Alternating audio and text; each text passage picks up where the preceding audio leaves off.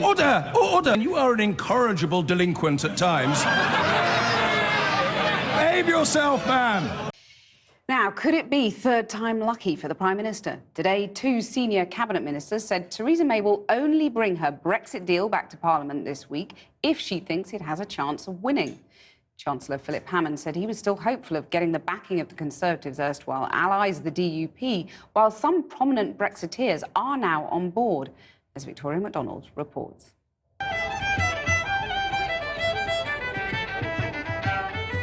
Patriotism, that's what the Prime Minister has called for today, and it was here in spades at the St Patrick's Day parade. Even talk of borders and backstops couldn't dent the atmosphere. Can I just ask, any of you thinking about Brexit today? What's going to happen next week? No, of course not. No, you're thinking about what? Well, the price of Guinness go up, maybe. We feel really, really disenfranchised. So Irish citizens are European citizens, and because of Brexit, we're not allowed to vote in the European elections, and that's very significant for us. Legend has it that St Patrick cleared the poisonous snakes from Ireland. The Prime Minister may well wish she had some of his powers as she fails to get the party 100% behind her deal. This is the weekend before the possible next vote. And writing in the Sunday Telegraph, the Prime Minister says MPs must stand together as Democrats and support her withdrawal deal. But it seems less likely that a vote will be held unless she is confident of overturning last week's 149-vote defeat. Almost everybody watching will conclude. The Chancellor today conceded that they are not there yet. We're not just going to keep presenting it if we haven't moved the dial. But what's happened since last Tuesday is that a significant number of colleagues, including some very prominent ones who've gone public, have changed their view on this.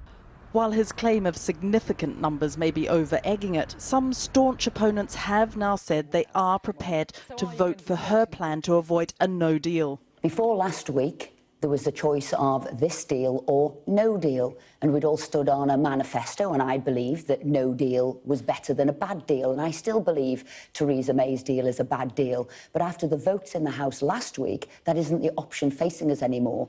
The Prime Minister needs 75 more votes, and this weekend talks have been underway with Northern Ireland's DUP, seen as the way to woo over Tory Eurosceptics concerned about the Irish backstop.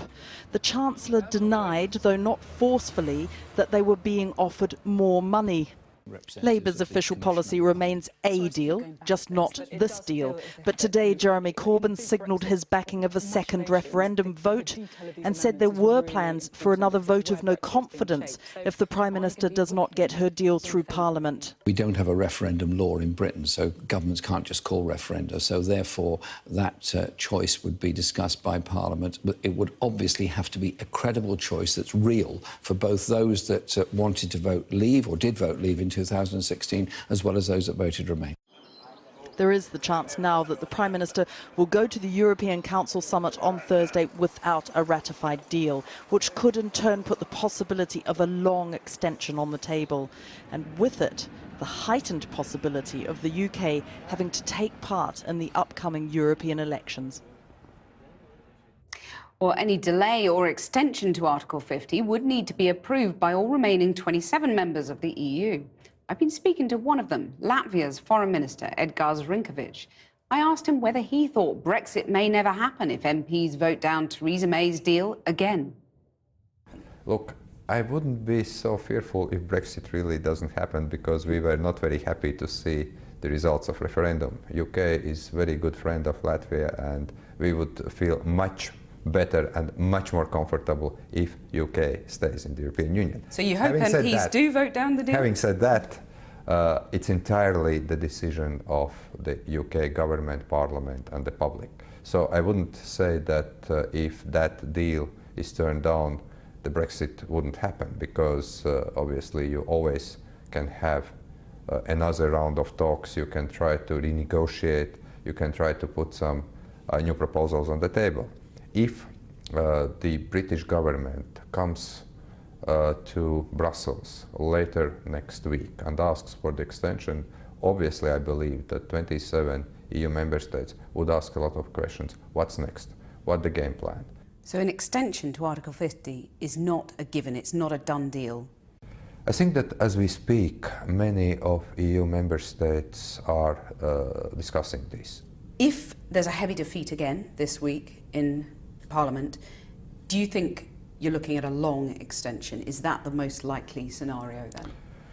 It would be very difficult to imagine that we can fix something in a couple of weeks. There are people marching. They're talking about a Brexit betrayal. They feel betrayed that the UK has not, as things stand, managed to leave the EU, may not leave on March the 29th. Doesn't the EU have a duty to compromise to make that withdrawal agreement work? Well, I would say that probably those people are not betrayed by the government or by the EU. They are betrayed by those politicians who were recklessly promising things that they were not able to deliver, and most probably they knew that.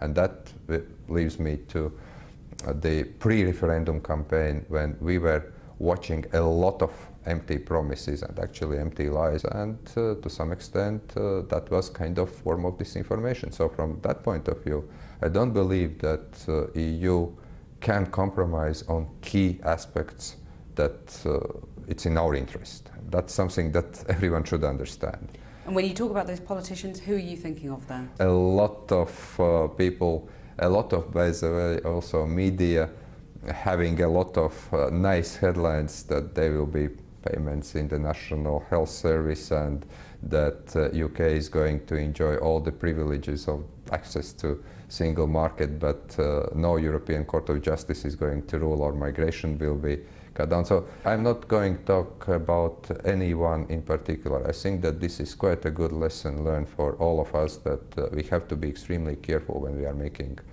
promises.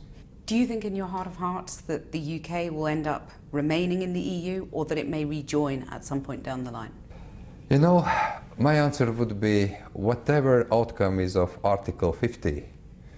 Let's not forget that there is also Article 49, which actually is devoted to the new members, to the candidates. So who knows, maybe at some point we will be welcoming UK as Article 49. Let's say candidate, and that will be probably a very good day for many, but it's entirely the decision of the people of the United Kingdom. Foreign Minister, thank you very much.